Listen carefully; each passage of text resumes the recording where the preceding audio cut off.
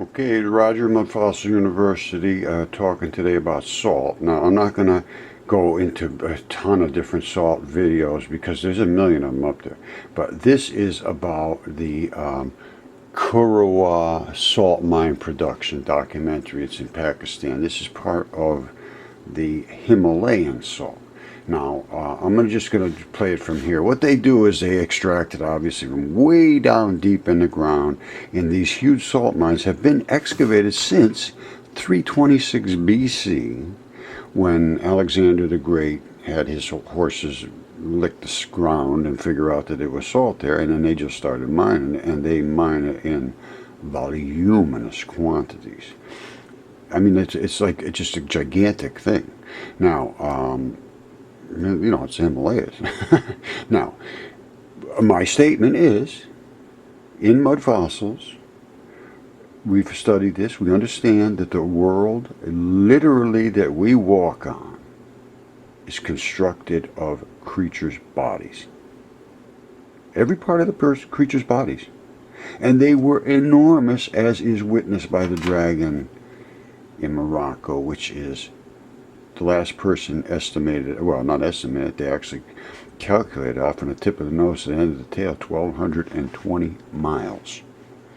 So we have enormous quantities of body laying around somewhere. And whatever the Himalayas was, it is now a petrified creature's remains. And within that creature's remains are going to be kidneys.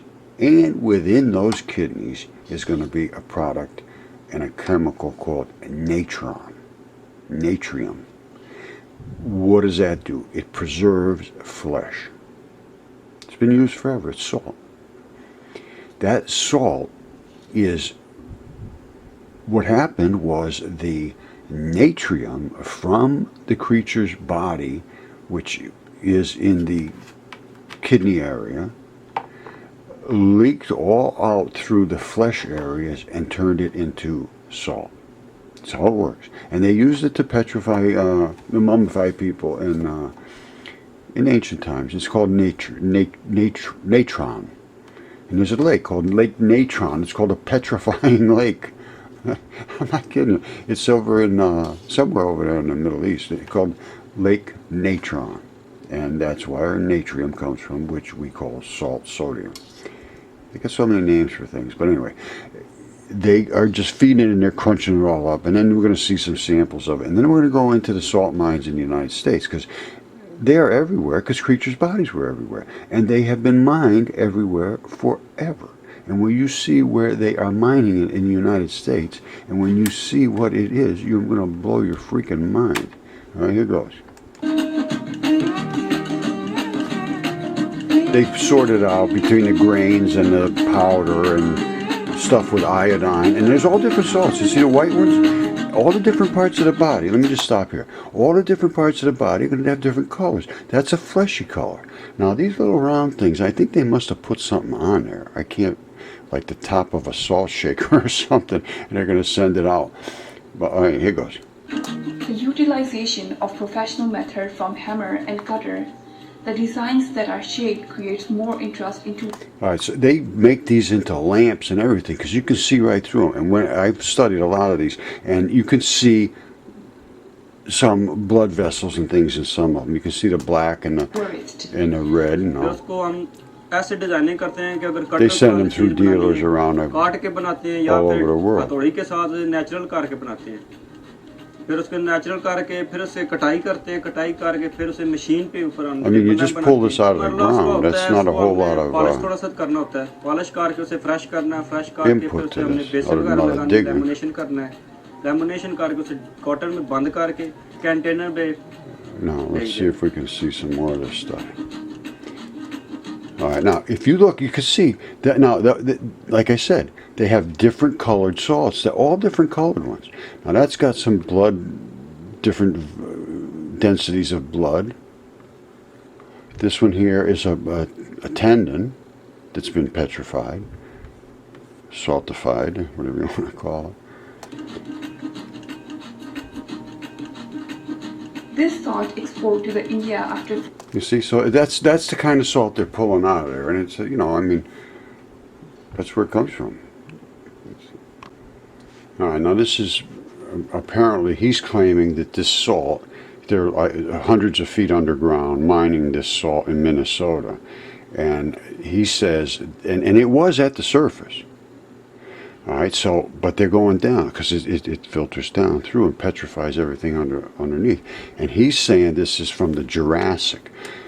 I have a lot of trouble with the time frame of when this was deposited and petrified. Now, he could be perfectly correct. It could be exactly what he's saying. However, I have found that the KT boundary, which is made out of kaolinite clays, and it's dense with iridium, is not from a comet impact. Kaolinite clay is from flesh. 100% it is skin flesh. And it is the bathtub ring around the earth when the big bad flood came. Now, and you say, well, where did iridium come from? That only comes from space. Incorrect. That is not true whatsoever. Dave Hudson did analysis of the emanations from a side of a mountain that was brown chocolatey alkalinic powdery sort of runny stuff that came out of there, and this was from a area where it was geothermal. So what do we have here? We have some brown stuff running out down the side of the mountain into the fields and causing trouble with the salinity in the fields and the alkalinity, and it became what they call hydrophobic. It would not allow water to sink in and so forth. Dave Hudson went very, very, very deep. I mean deep. Millions of dollars he spent studying this stuff. So what do we have? We have a creature's body, which was part of that mountain. I'm going to tell you now, just like I told you, we had dragons, we got giants, we got everything. So what happens? That bodily fluid contains all these salts, contains all this stuff. That's what's in your body. That's the fluids in your body. In those salts and in these bodily fluids is the gold, is the platinum, is the iridium. And iridium is dense in your skin.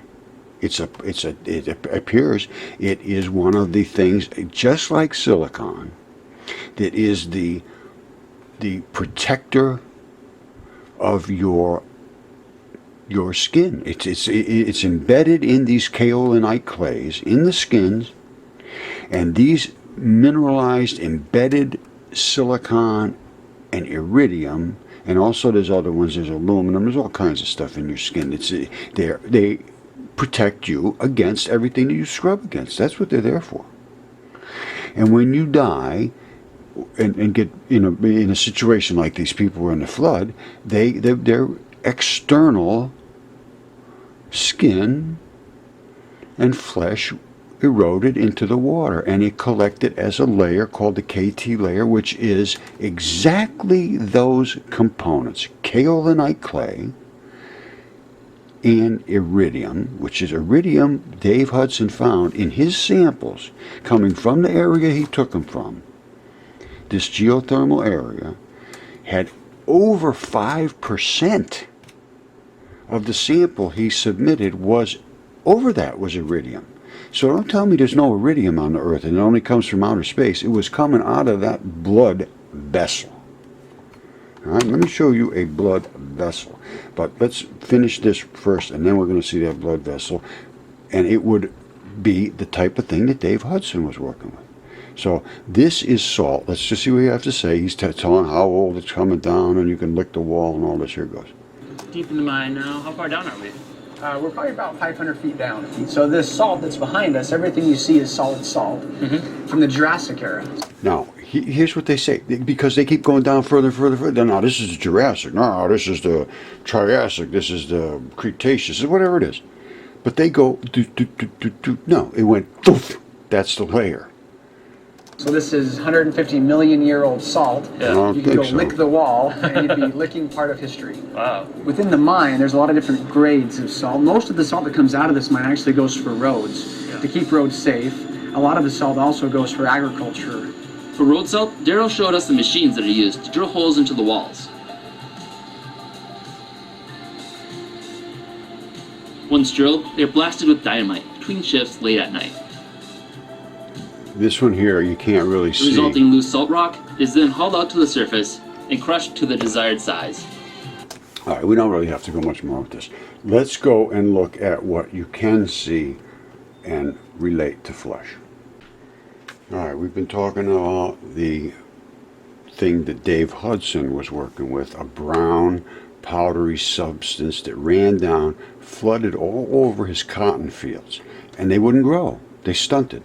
And he, like I say, he goes into extreme details on this, and I've studied him for years, and he had all kinds of analysis done on this material to find out what the heck it was, because it contained an enormous amount of gold and platinum and silver and zinc and copper and lead and all of the products that are in the blood, these transition metals I've been talking about for so long. These are the things that are in blood. When you get everything else out of the blood, that's what you end up with is the transition metals. And that's what happened because it was in a geologically active area. It was. He said they used to come there. It was a hot springs, and they would come there, and the train would stop, and they'd go bathing and all that business. They get back on a train, go, and that's where his farm was that he could not water because it was hydrophobic because of this stuff running down. So he collects it. He starts investigating. He finds out that in 1 ton of this stuff that he was scraping up, there was 2,300 ounces of precious metals. In 1 ton, 2,000 ounces. Now, that's over $2 million at $1,000 an ounce. And gold is over that. Now, of course, it wasn't all gold, but there was that's what he was processing out of it. He was trying to get the gold out of it. Now, what do we see here? We see the exact same thing that Dave Hudson was working. He said it's coming right off the mountain, and he just scraped it up out of there. And now, there was one additional thing that he said was required. There was some prep that had to be done, or it had to be coming from a certain area. Now, I think that geological boiling with the addition of boron, I think boron is the chemical that liberates these precious transition metals and separates them out of the matrix they're in so that they can collect in this stuff. And I believe it's boron. And the reason I think that, because boron is used in small-scale mining where they get all this stuff and they get as close as they can get to where the precious metals are, and then they put boron and mix it up and they burn it all off, just like they do with cyanide. Only cyanide, of course, is pretty serious stuff. But boron is not so serious. And it is available in the ground within salts because that also came out of these gigantic creatures, the boron. So now we have a premise for this is skin. I mean flesh. You see that? That's layers of flesh. That is an artery blowing out red arterial blood that's dried. Of course, now it's ochre, and it is a matrix of these blood chemistries. However, they are not in the state that they can be easily extracted, the minerals can be removed from the matrix. And I believe that's the process of the heating and the boron. Can't prove it, but somebody might be able to. Just so you understand, that's the Dead Sea salt. And that is just runs all the way down into these extremely low, like Death Valley, Dead Sea, all that stuff. And the Great Salt Lake, it's all just sort of filters down and collects down in these deep areas, and then it vaporizes and it turns into salt crystals. Now, that is because all of the things that make up the land have these salts within their bodies, and they have washed out and come down and collected there. That's skin. That's the pattern of skin or flesh. and it's a salt flat. That's a salt flat. And it's running blood into the salts. Another area of salt flats. They can be anywhere, and they can be any different type of chemistry that's in the body that has been invaded by salts. See, there it is again. That's the pattern of flesh. They don't just make those little things. They say, oh, that just happens that way. It's just nature's way. Well, it is, but it's nature's way because that was a creature's pattern of biology. Same thing there. That's a pattern of muscle in your body. That's muscle, and it's formed in a certain geological process that invaded it with certain. This was probably very close to the heart, and the heart is dense with transition metals, and those transition metals took over some of the chemistry that was in this, and it looks like it was invading down this way, leaching into this stone, and has not gotten so deep into it yet. But that is chemical invasion. Now, I show this a lot. That is an opalized heart. And all of these colors, that's what was in your blood. That's in your blood. The red blood is here. And this was laying over this way because that has collected at the bottom. All of that is the transition metals. And you can see how extremely specific the chemistry of tissue is. All those different colors are there for a specific purpose because that chemistry does a specific job. Certain blues are there for the heartstrings, certain turquoise is there for the ventricle walls and the different, the muscle and so forth. They're all different. And the transition metals are the key to your health. If you don't have those transition metals floating through your body, you cannot move product through your body. They are the things that move products around in your body. It's as simple as that. And those transition metals are a product of bacteria. You can eat all the gold you want and they will never help you. But if you have the right bacteria in your body and you eat that gold will become a salt and it will go into your joints and so forth and ease your arthritis and so forth. These bacteria are absolutely critical to your health, and I will get off that now. Okay, did you know there is that many different types of salt? You got the Himalayan pink, you got your Cypress sea, you got your Hawaiian black, Danish smoked, your Hawaiian green, Indian black. Sounds like cannabis, but anyway, these are the different types of salts. And why are they different? The reason is because they are different parts of the body, and they have been also exposed to different types of conditions, where some might have been in volcanic areas, like a Hawaiian black, and some of them might have been in areas like I'm about to show you right now. Right, there's a pork ribs, that's pink salt. Pretty close. Now, I will leave it at this. They are mining salt underneath the Great Lakes, right, in the United States. What he's doing here is picking out the black vein blood, which is the hard FeO2 iron. The FeO3, the red blood, does not have that, and this may be the red blood here. I can't say that for sure, but there'll be spots where red blood will have serviced this tissue, and there will be spots where the black blood will return that used. It will migrate its way over, and then when it gets to the black, it goes back to the heart and lungs to be, re-upped and get all the new goodies put in there. Now, I can't say for sure they might have painted that. I don't know. But I do know that there'll be these, I know what they're doing here. They're picking out the black stuff. So anyway, that's the case. And that is underneath the Great Lakes. And they've been mining these places for thousands of years. I mean, not under the Great Lakes specifically, but in the Himalayas, Alexander the Great was there in 326 BC, so it's been since then they've been digging out of that hole. And people have been eating that salt, and that is good for you. As you saw, all those different types of salts, they all have different types of chemistry in them, and all of that different type of chemistry is what your body runs on. Now, you may not need every different type of that, but you certainly need salts and acids and all of the products that you take in to make your body work.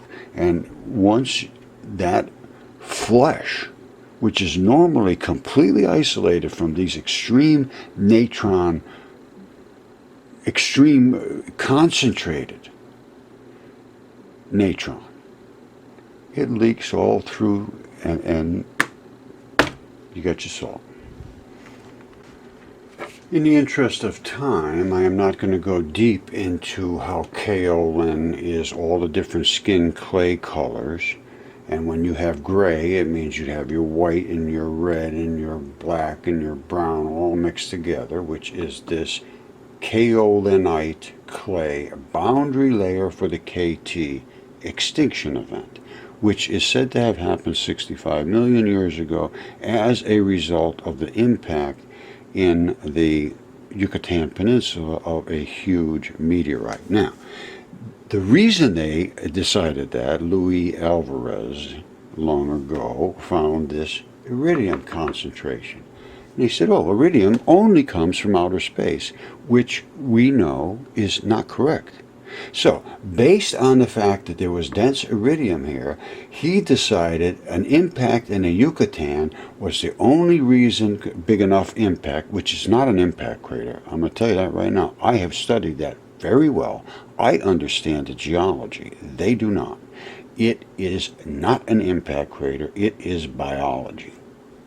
The Earth is 100% biology. Meteor crater is not a meteor either. That's why they never found anything in there. There's no big chunk of metal. Now, the iridium, as Dave Hudson found, is dense in the runoff of blood. It's dense. And what is this? This is the runoff of creatures' bodies. This is like a bathtub ring around the world. The Earth was completely inundated with water, salt waters, for an extended period of time. And the skin layer, which is kaolin, collected as kaolinite clays above the coal, which is the plant matter and so forth that was below, was obviously drowned and killed and matted over by this layer and this flood. It turned into really nasty coal. This is the better coal, which is, this is from creatures' bodies. This is more from trees and things that has a lot of extra stuff in it. The creature's body's coal is much better, and it gives you all your well, you know, they both give you gases and bitumens and oils and all that. But you know, you've heard of sweet crude oil, and you know, it comes in grease literally. There's all those different chemistry happening in the Earth. Now, what's above it? The mudstone. These are the mud fossils. And I did not make this. This is not me. So this came from some fancy chemistry geological place that wants to explain why it's absolutely certain that the KT layer was 65 million years ago. Absolutely certain this came from space. Absolutely certain it was in the Yucatan Peninsula. Let me tell you something. That happened 4,300 years ago. All right? Now, don't call me a creationist, Bible thumper. I understand the matter. I understand the history. I understand what was written and what is obvious in your vision if you will open your eyes. It may have something to do with religion. I don't know. But that happened 4,300 years ago, not 65 million years ago. And the Triassic period happened, as far as I'm concerned, in a weekend, because I show all three layers with a footstep going through all three layers, and all of them were wet at the same time.